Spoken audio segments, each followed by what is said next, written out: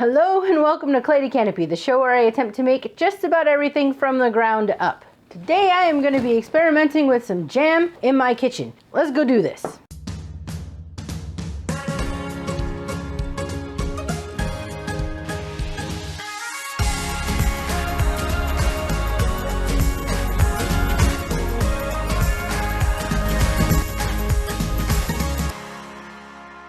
Now, a while back, when I first relocated, I was so happy to have a larger kitchen that I could actually work in, and one of the very first things I made was a no sugar added jam. When I'm in the kitchen, I totally like to just throw stuff together and not pay attention to what I'm doing. I don't generally write things down. That batch of jam, I made several different flavors. It turned out really awesome, but I have no idea what the heck I did. So since then, I have been making very small batches of jams, trying to recapture what I had done there, and that's basically what this video is going to be all about. I think I have finalized that jam recipe. I'm making two different versions, one where I use a tiny bit of sugar and one where I'm using a sugar substitute called Lakanto. I have my foxy berries here, my foxy strawberries. I have tried to find the reddest, the sweetest ones I could find, and this brand I got at Target. They have two batches, so each batch of mine requires two of these containers. These are pints, are they not? No, 2 pounds. 2 pounds of berries. First thing I'm gonna do is prep my berries, remove my stems, strawberry stem remover thingy, I don't even know what this is called. Stick it in, give it a twist. There goes my stem. And then I'm gonna be just slicing these up. I don't care that my cuts are gonna be different sizes. That's totally cool with me. The very smaller bits are gonna end up breaking down. So once I chop up all of these, I'm gonna put 2 pounds in one of each of these glass bowls, and then I'm going to throw in a tablespoon of regular cane sugar here and a tablespoon of the Lakanto in the other bowl. This Lakanto is 2 ingredients: Erythritol and monk fruit, however you say it. Probably not saying it right. I don't know. Does anybody know how to say it? This stuff I have used in the past. It does break down some of the sugars, but that is basically what I wanted to test today. Both of these batches, once they're cut and prepped, are gonna sit in my refrigerator overnight. So I'm doing nothing with these jams tonight. I am just prepping the berries and letting those sugars draw out of them. I got my 2 batches of berries prepped. I'm gonna go ahead first with the sugared one. So we got 1 tablespoon here of my regular raw sugar, and this recipe is only going to have this 1 tablespoon. This 2-pound recipe, it makes about 5 to 6 jars of jam. So I'm gonna go ahead and just give this a shake up.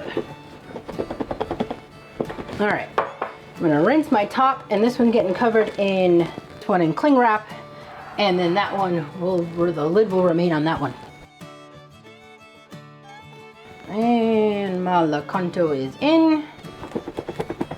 I'm gonna refrigerate these 2 overnight, and we're gonna juice some apples. At Target, I also picked up a bag of red, delicious apples. Honestly, they're flavorless in my opinion. And it's just a bunch of sugar, because I'm just using it as an additional sweetener. I never get them center. Never quite works.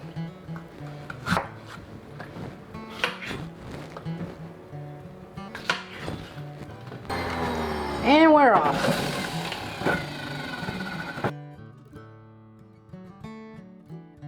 I'm just going to add in a quarter of a lemon wedge into my juice. And this will get refrigerated.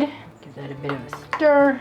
And I will now spend the next 3 hours cleaning my juicer before I move on. So today is day 2, and I am ready to start making the batch of berries. I'm gonna start off with the sugar batch, which was the one that I set up first. Now I could just put this in my pot and let it heat to temperature, but this did come out of the refrigerator. So what I'm going to do is throw it in my microwave on the defrost setting just for a minute or so to bring it to room temp, so that it'll save me time on the reheat. So I'm gonna go ahead and take care of that. And then we're gonna start filling up this pot with the recipe that I'm pretty much winging today.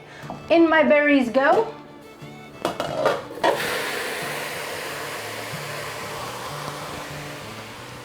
And I have my apple juice here. I just put it in this container. I'm gonna give it a shake, and I'm gonna go with 1.5 cups.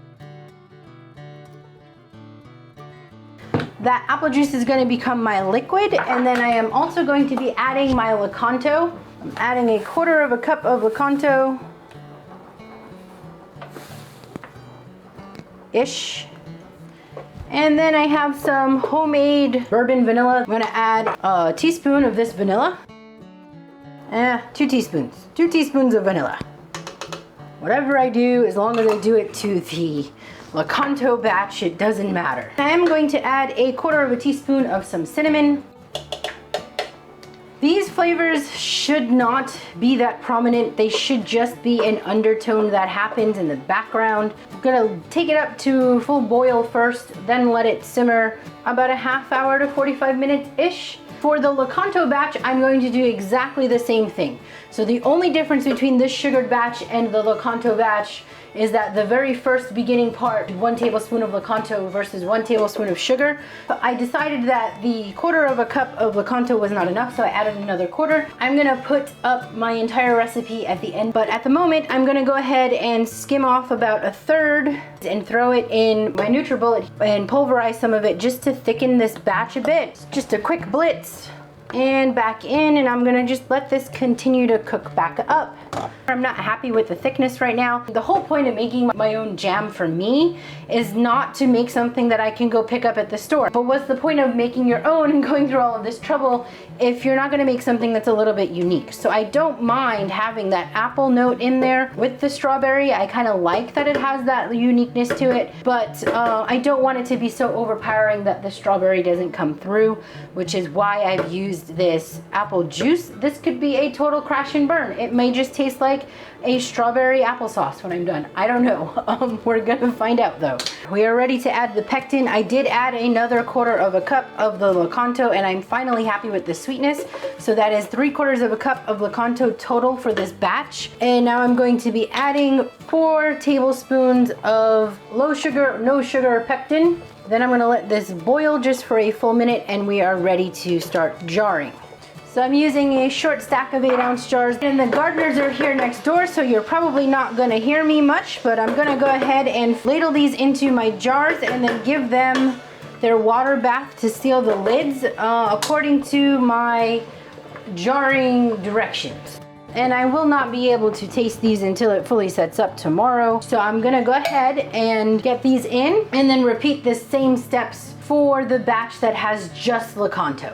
Moment of truth. It's been 4 days since I made this jam. I wanted to make sure it had time to set and that I could check for crystallization, because that is the one main thing that happens when you're using this erythritol.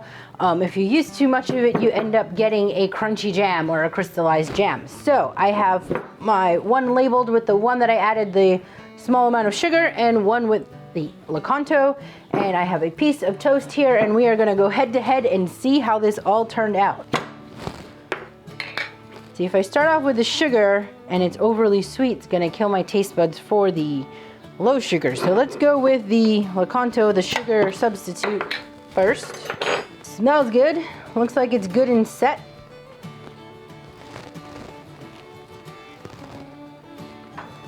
There's a slight tartness, but overall it's not too bad. That's just kind of a natural tartness that you get with the berries. There is a bit of an appley taste to it, slightly, but it's overall, it's really good.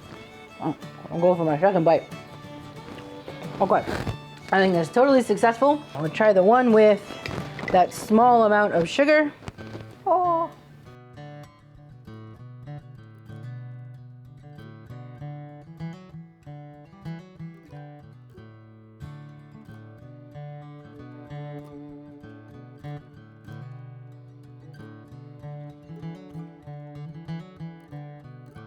Honestly, they taste the same.